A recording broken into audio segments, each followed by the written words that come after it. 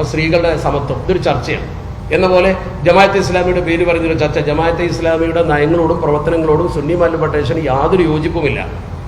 അവരുടെ വാദഗതികളോട് യോജിച്ചുകൊണ്ടല്ല ഞങ്ങൾ പറയുന്നത്.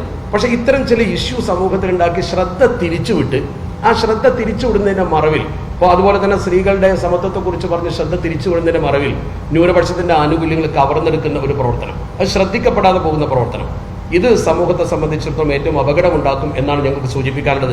ഇത് പുനഃസ്ഥാപിക്കണം, ഗവൺമെന്റ് തിരുത്തണം എന്നാണ് സുന്നി മഹല്ല് ഫെഡറേഷൻ കർശനമായി ഈ കാര്യത്തിൽ പറയുന്നത്.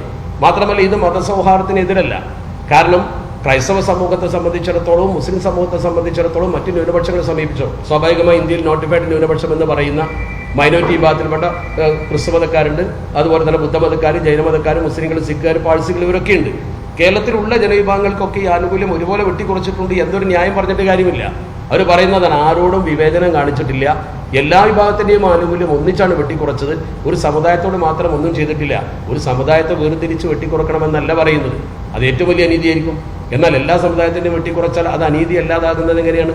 ഈ അനീതിക്കെതിരെ ബോധവൽക്കരണം നടത്താൻ സുന്നി മഹല്ല് ഫെഡറേഷൻ മുമ്പിലുണ്ടാകും എന്ന കാര്യം പ്രത്യേകം തെര്യപ്പെടുത്തുകയാണ്. സൗഹൃദാന്തരീക്ഷത്തിൽ വിദ്യാഭ്യാസ മേഖലയിൽ കേരളം വളരെ വലിയ മാതൃക കാണിച്ചിട്ടുണ്ട്. ഇപ്പോൾ 1964 NSS പുറത്തിറക്കി അവരുടെ കനക ജൂബിലി പതിപ്പുണ്ട്. അതിൻ്റെ പേര് തന്നെ സുവർണ്ണ ഗ്രന്ഥമെന്നാണ്.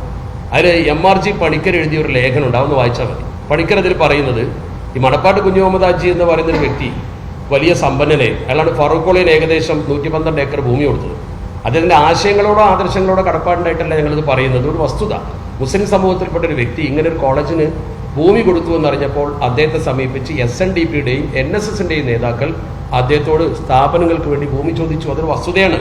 എന്നിട്ട് അദ്ദേഹം ചങ്ങനാശ്ശേരിയിലും കൊല്ലത്തും NSS കോളേജിനും അതുപോലെ ശ്രീ ശങ്കരാചാര്യയുടെ പേരിലുള്ള കാലടി സ്ഥാപനത്തിനും 25 ഏക്കർ വീതം ഭൂമി NSSനും SNDPക്കും കൊടുത്തു. നമ്മളല്ല പറയുന്നത്. NSSന്റെ വാർഷികാഘോഷത്തോടനുബന്ധിച്ചുകൊണ്ട് 1964 അവർ പ്രസിദ്ധീകരിച്ച അവരുടെ സ്മരണികയിലുണ്ട്. ആ ലേഖനം എഴുതിയത് MRG പണിക്കരാണ്. ആർക്കും വായിക്കാവുന്നതാണ്. ഒരു മുസ്ലിമായ മനുഷ്യന്റെ കയ്യിൽ നിന്ന് ഇങ്ങനെ അവർക്ക് പണം കൊടുക്കാൻ അദ്ദേഹം തയ്യാറായത് എന്തുകൊണ്ടാണ്? സൗഹൃദത്തിന്റെ പേരിലാണ്. വിദ്യാഭ്യാസം എല്ലാവരും നേടട്ടെ, മുസ്ലിങ്ങൾ മാത്രമല്ല ക്രൈസ്തവരും എല്ലാ വിഭാഗം ആളുകളും, പ്രത്യേകിച്ച് പിറകിൽ നിൽക്കുന്ന ആളുകളൊക്കെ മുന്നോട്ട് വരുമ്പോഴേ നമ്മുടെ രാജ്യത്തിന് പുരോഗതി ഉണ്ടാവും. അതുകൊണ്ട് ദേശീയ പുരോഗതിക്ക് ഉപകരിക്കുന്ന ഏറ്റവും പ്രധാനപ്പെട്ട ഒന്ന് വിദ്യാഭ്യാസമാണ്. ആ വിദ്യാഭ്യാസ മേഖലയിൽ പിറകിൽ നിൽക്കുന്ന ന്യൂനപക്ഷത്തിന് വിദ്യാഭ്യാസ പുരോഗതിക്ക് വേണ്ടി അനുവദിച്ച ഈ സ്കോളർഷിപ്പിന്റെ 50% വെട്ടിക്കുറച്ചത് ഗവൺമെന്റ് തിരുത്തണം. ഈ കാര്യം ഗവൺമെന്റിന്റെ ശ്രദ്ധയിൽ കൊണ്ടുവരാൻ ഈ ആനുകൂല്യങ്ങളെക്കുറിച്ച് കൃത്യബോധ്യമുള്ള കേരളത്തിലെ ന്യൂനപക്ഷ കമ്മീഷൻ ചെയർമാനും അംഗങ്ങൾക്കും ബാധ്യതയുണ്ട്.